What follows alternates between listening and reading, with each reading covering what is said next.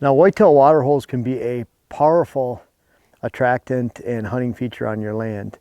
Even finding a water hole out on public land somewhere in a deep ravine, the back of a farm pond, wherever it might be where you're finding your water, whitetails love to hit water during certain times of the day, certain times of the season, and a lot more than others too. So they can't be the only attractant, of course, that works the entire season. They will work pretty well. But over the years, we started putting out tank water holes in the mid 2000s. We were cutting 55-gallon drums and using them. We've learned a lot over the years of how they worked, and I've even shot some nice bucks. So we put one out in May of, let's say, 2009, somewhere around there, 2008, and shot a beautiful 170-inch gross buck over one of them just that season in October. So over the years, we've used water holes to harvest bucks, shoot bucks, but then at the same time, we've used a lot of them as they relate to the entire hunt of the parcel. And what's cool about a water hole is that you can put this feature in and you can count on it to work at certain times and not others. So as it relates to using a water hole for your hunting practices this year, we've learned a few things throughout the years and going back for a long ways, since the early 2000s, of how we use water holes and how that affects your hunting and how it has the ability to enhance your hunting and herd building experience. Now, I can say water holes. Deer do not need to drink water.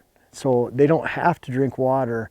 They can hit water every 2-3 weeks if they want. If they have green forage and they have high moisture content forage, alfalfa, beans, clover, rye, oats, brassicas, high moisture content forages, or food plot varieties, then they don't have to take a drink. So what we see in the early season and even extending into the late season is that deer consistently, if they're bedding dry, meaning they have no water in their bedding areas, then they will consistently hit water on the way to the food, even if that food source is high moisture content green. So think about that as you relate your water holes. I never recommend, and I guess I can't say never, but I rarely recommend that you put a water hole on a food source because the deer are already going to the food source. You miss a perfect opportunity to locate a water hole so that when mature bucks, deer in general, are traveling to food, then they can hit that water hole, a very small area where they can pinpoint their movement to, and you can complement that movement with tree stands that are not at the food source and have the higher potential to spook deer while they're at the food source. So great one-stop shop as the deer are flowing through from their dry bedding areas and then going over to their evening food source. Once the rut starts, you see a major change take place. We've had camera locations over water holes that have had hundreds of photos in the evening in September and October, and less than 100, less than 50 on a water hole in the morning. And if you think about if those deer are eating green food sources all night, they don't have to hit that water on the way back to their dry beds. They've already hit the moisture requirements at night on those green food sources. But once the rut is starting to take place, once the pre-rut is taking place, and you'll see that on these water holes around here in southwest Wisconsin, we'll see that taking place around October 20th, 21st, maybe in southern Ohio, Indiana, and Illinois, that might be the end of October, early November.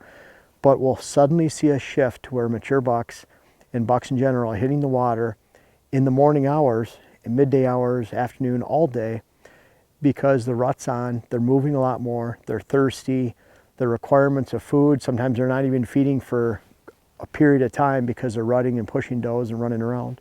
So the water holes, great indication of not only when the pre-rut's beginning, but when you should actually be sitting on a water hole and taking advantage of that movement when the rut begins in the morning hours, midday hours, and all times of the day.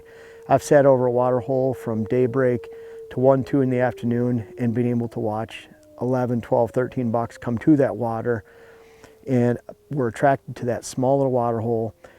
What's nice about that is you can define your wind. When you're on stand, you don't have to worry about blowing deer out because you know they're going to pass by this water hole or nearby to even scent check. What we like to complement a lot of times with a water hole is not only a trail camera that's right over my left shoulder.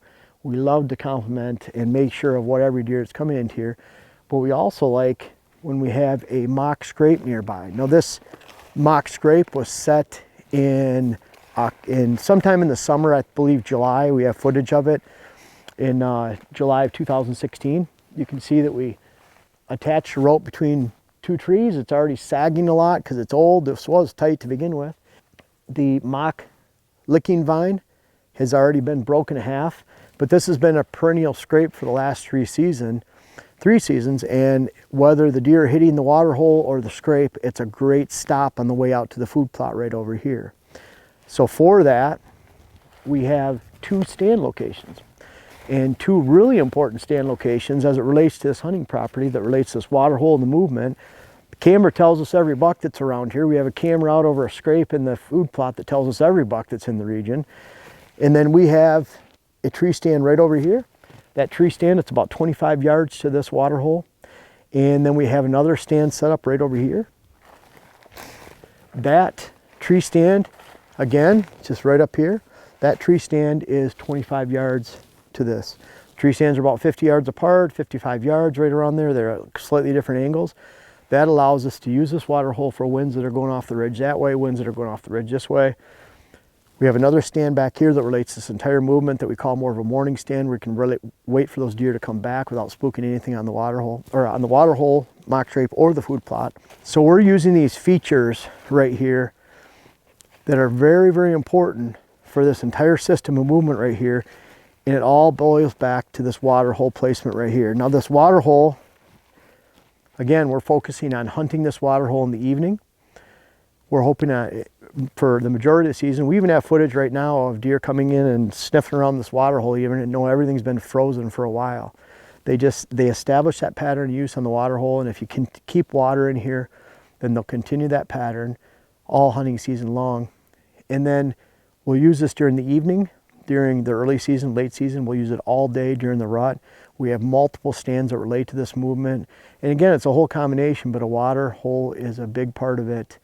And you can't just say when it's hot, you hunt the water hole. We have a lot of buck footage when it's actually really freezing cold, in the 20s and less, because they're cruising and they're rutting. And when they're cruising and they're moving around all day, they want to take a drink. And so whether it's warm in the early season or late, they'll hit it. And a water hole can be a great feature for you this hunting season. We encourage at least 100 gallons of water if you're using a tank or some type of small pond, because we want that water to last the entire season. We find if the water runs out, the pattern movement runs out, and they don't reestablish that pattern for 2 or 3 weeks after you replace water in it, which often makes it so that you're right past the rut or past some of the key times of the hunting season. So keep water in it, keep it away from your food plots. Make sure you have some stands that relate to it with different winds. We can access this way, that way. So we have different access points in this water hole, and a water hole can be a key feature for you. Add a mock scrape, and you have a dynamic combination right here for really pumping up and enhancing the whitetail movement. Put this combination together and use this season going into the hunting season and this off season, and I think you'll have a very enjoyable time, not only watching the deer that come in here and getting video and pictures of them, but actually hunting this water hole this fall.